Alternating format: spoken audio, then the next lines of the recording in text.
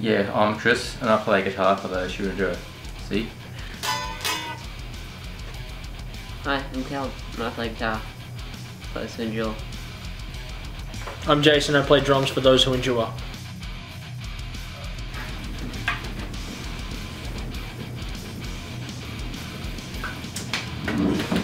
Oh! I know you love me.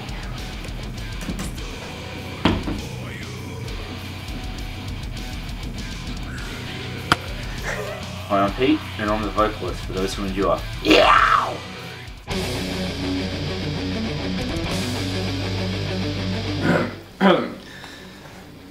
So, just got a few questions. First one up, how long have you been doing music? Tough question. I've never really kept count of the years. I think close to 4 or 5 years. About that, yeah. I've been playing guitar for 6 years. About 12 years. Started in high school. How did you come to be in the band? Well, actually, I started the band in 2008, and I found some good people to start the band, and just wanted to start with basically the raw elements of what I wanted to seek in the music. Well, very much like Chris, I answered an ad in Rave magazine. I auditioned, and the rest is history, and the future and present. Yeah. The drummer Jason, I met him at the youth church I went to, and after discussing and talking about band stuff, he just asked me if I wanted a second guitarist, so I tried out and yeah. What are your biggest influences, both musically and non? Musically. Probably the guitarists I usually look up to the most would be Steve Vai, Paul Gilbert, and another big band I like to listen to, Periphery. Non-musically, I can see that coming. Musically, I don't know, one of the bands I'd like to say I get a bit from is Dream Theater, simply because their bassist John Meyer. It's pretty awesome, I also like the band Rise Again, they're pretty awesome. The influential, really I can't really say too much, and non-musically, yeah, I don't know. Well, I'd say that there are a lot of bands, definitely the more extreme Christian metal bands to name off just off the top of my head would be the band with Blood Becomes Cleansing, definitely Living Sacrifice, and some of the darker stuff that I would lean towards, such as Extol, amazing musicianship there, Bruce Fitzhugh from Living Sacrifice. Lyrically, Andrew Schwab from Project 86 is probably my favourite lyricist, and then back down to like the really brutal death metal stuff, like the guys in Broken Flesh, then the guys from A Hill to Die Upon with their black and death metal. So, what is your favourite song to perform live? Wait a minute. What? Wait, shouldn't I be asking the question?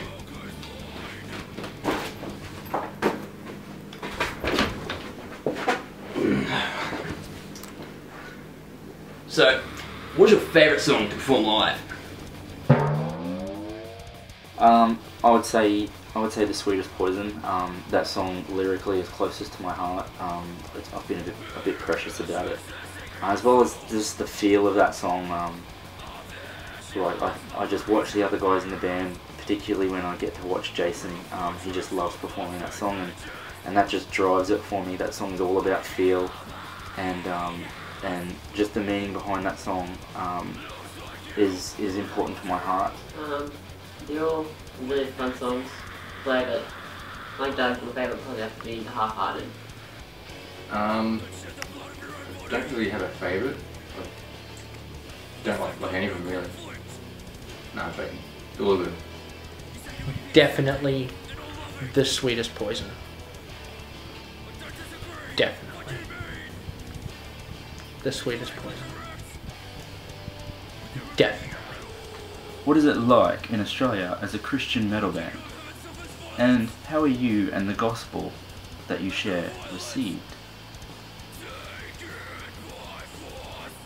Well, being a Christian metal band, it is a bit of a to and fro between two crowds. You know, there's it's classically been said, you know, by the guys in Demon Hunter and various other bands, that it's almost like having to walk a razor blade edge. You know, there's some people who think you're too Christian, and then there's people who don't think you're Christian enough. You know, I have songs that are about a lot of darkness in my life, so you know, it is a bit of a nice edge that you feel like you have to walk, but realistically, I know that who I need to obey and who the other guys in the band need to obey, and it's got nothing to do with people. When you aren't performing, what do you do for fun? I would have to say playing video games and reading good books. Sharing that awesomeness. Do I have to be serious? No. Yes. Well, mostly sleep. Consists of a lot of sleeping. From 12 at night to 12 in the morning. And watching TV.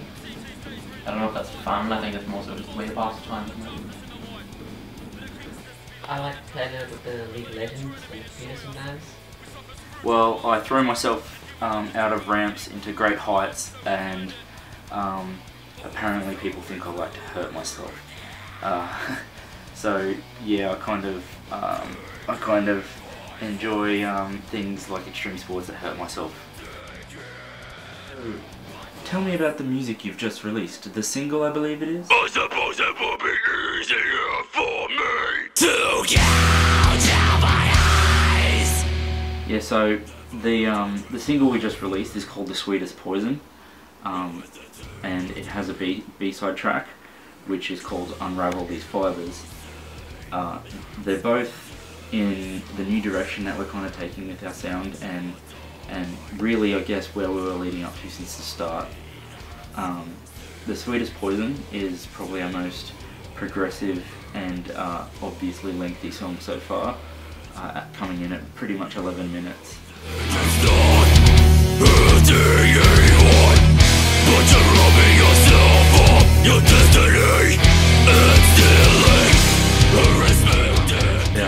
That song in itself is about lust and choosing purity, as well as at the start about Christian girls choosing to have integrity and modesty in the way that they dress, so that not to tempt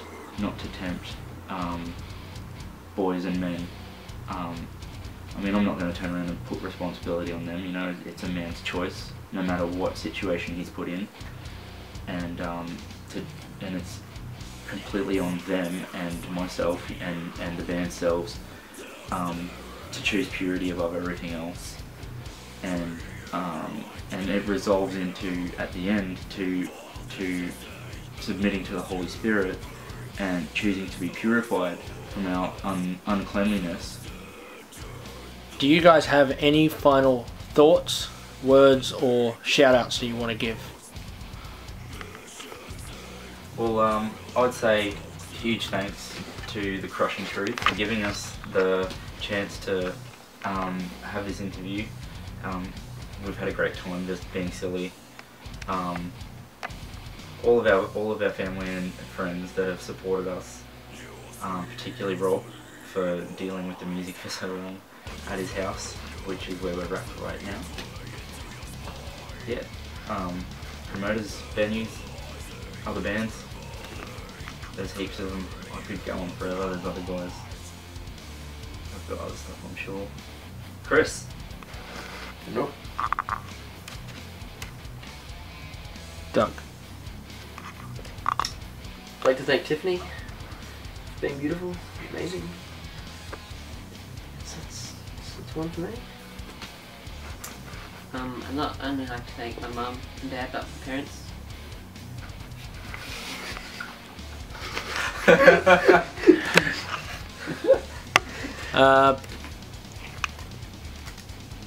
yeah, thanks to my dad for putting up with the rehearsals that happened without any notice whatsoever, such as tonight's. And every other week. And every other week. Thank you to the boys in the band, to Pete for never being in time, to Chris for being ahead of the beat, to Doug for having a 6-string bass, and to Caleb for taking 2 weeks to learn our entire set list. And thank you to me for having ridiculous amounts of trouble with every single song. And thank you to you guys for watching this and supporting us absolutely 100%. To all the guys that came out to Easterfest to watch us this year and every other year, and to everyone who's liked and shared anything on our Facebook. Hopefully when we link this on there as well, like and share this as well. And thanks to everyone who's made us a band. It's awesome. Alright. See ya. Say goodbye, guys. Bye.